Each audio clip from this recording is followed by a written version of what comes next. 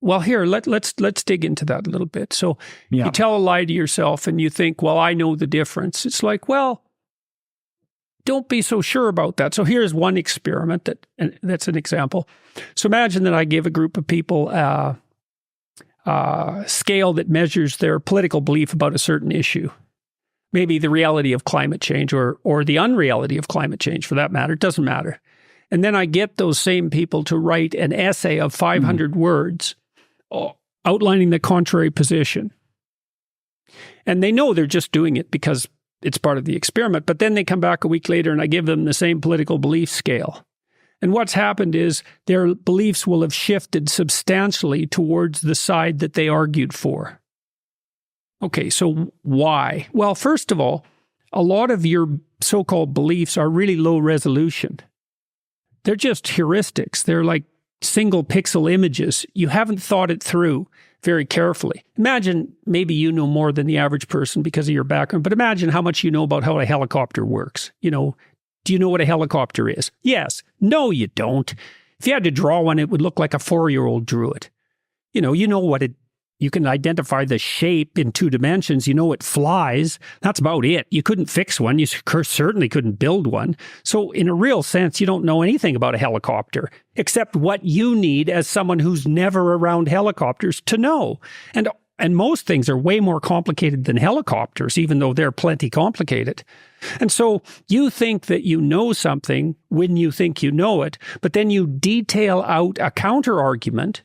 And it turns out that you've provided more detail in the counter-argument that you had in your argument to begin with. And so that shifts your cognition towards what you argued for. Well, if you think that doesn't happen to you when you're lying, well, you don't know anything about how you work.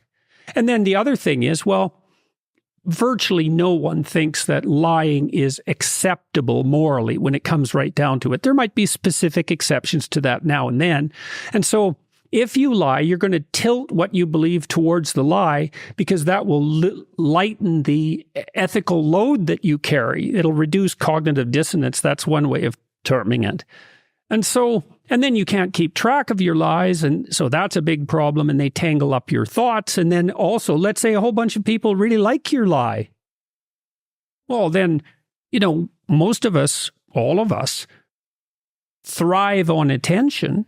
I mean, children will misbehave to get attention, even if it's negative attention, if they can't get it any other way. And so you lie and you put it out on Twitter and, 10,000 people like it. And then you think, well, wait a sec. Probably I believe that because look at how positively it was received. And some of that's actually socially positive, right? I mean, if you say something and a lot of people respond to it positively, that might be a good reason for you to think that way a bit more, right? Because the fact that you want social approval isn't only an index of your cowardice, it's also an index of your desire to be productive and to fit in and to have people like you and all of that. And so lies, they just warp things to a tremendous degree. And if you think you're smart enough to keep your lies separate from your truth, and then one final issue is, well, let's say you lie 20% of the time. Well, doesn't that mean that you're practicing to become 20% a liar?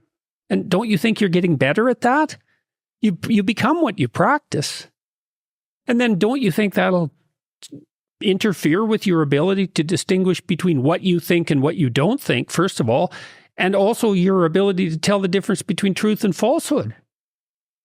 And don't you think it'll make you cynical about the nature of humankind to observe yourself lying? You're certainly going to think other people do it at least as much as you. And if they're bad people, they do it way more.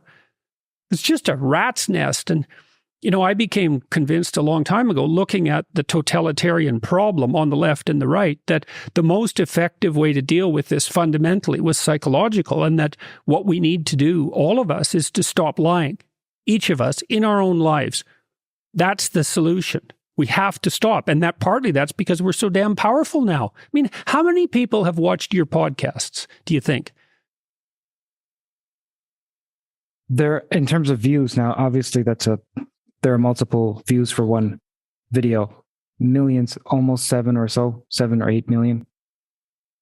Okay, so how powerful might your lies be? Right. right? And I mean, each of those million people is connected to 1,000 other people. So that's a billion people that you're 2 steps away from at least. So you said 7 million people. So it's 7 billion people. I mean, obviously those circles are going to overlap, but you get my point. Mm-hmm. Yeah. What I would object to is that you said most people would agree that telling lies is deleterious in some manner. Now I'd say that they profess it, but they don't truly believe it. And and that may in fact be what unifies the extremes. I'll give you an example. Sure, if you ask someone, I think that if you were to ask someone, is it okay to lie for the greater good? They would say, well, the majority of those people on the extremes would say yes. And then I wonder, well, perhaps that's an indication that you're on the extreme. Perhaps if you have a worldview, I talk about this concept called Weltanschauung. That's a good idea, man. Yeah. Perhaps if you have a Weltanschauung that says that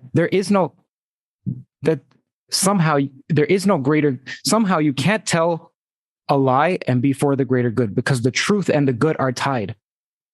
Yeah, I think that's right. So I think that's a really smart idea. The idea that if you have a belief system politically that requires any lies to support, then that's an indication that you've gone too far. I think that's a good rule of thumb. Right. And what else is, as you mentioned, pestiferous because it's poisonous, is that they'll say power is they'll say power is the predominant, perhaps only factor that underlies our social interactions and even truth claims and so on. Well, the issue with that is that it's partly true. And the reason is, see this cup here. This cup comprises many elements. There's an element of power in this cup. There's an element of art as well, by the way. There's an element of physics. You can look at it mathematically. You can look at it through an engineering lens. You can look at it through an architectural lens. Yeah, well, the power in the cup is, for example, that you own it. It's your cup, right? And so it's embedded within a hierarchy. Now, so your claim is exactly right. But there's a huge difference between claiming that it's useful to investigate the role that arbitrary expression of power plays in conceptual systems, which is a perfectly reasonable thing to say, and the premature answer that the solution to the problem of perception is will to power and nothing else. And so I've been talking to some evolutionary biologists about that. I talked to Robert Trivers this week. He's getting old, and it was interesting to talk to him. But we talked about psychopaths. Okay, so let's wander down that path just for a minute. So imagine that the patriarchal structure is predicated on nothing but power. Okay, and then imagine that psychopaths are particularly cunning users of power. Mm-hmm. Okay, so then to the degree that the social system is an expression of power, you'd expect psychopaths to be radically successful. But in human population, temporarily successful. Well, they also never exceed. Their numbers vary between 1% and 5% in the population. Never gets higher than 3 is really the upper limit, but it can get up to 5.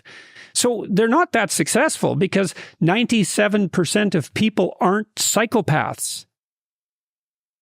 So just that fact alone indicates that there's something wrong with the power claim. Now, you might say, well, psychopaths aren't very good at utilizing power. It's like, no, wait a minute.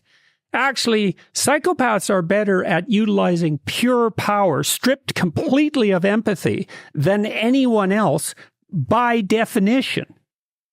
So they are literally the power users who lack compassion.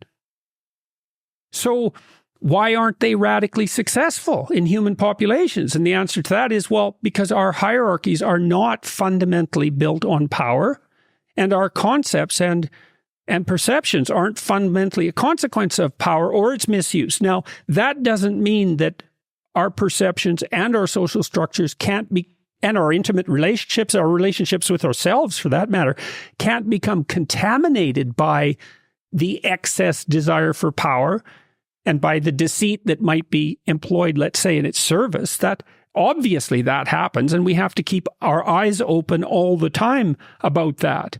If you enjoyed that clip, then the full podcast is out right now. You can click around here. Enjoy.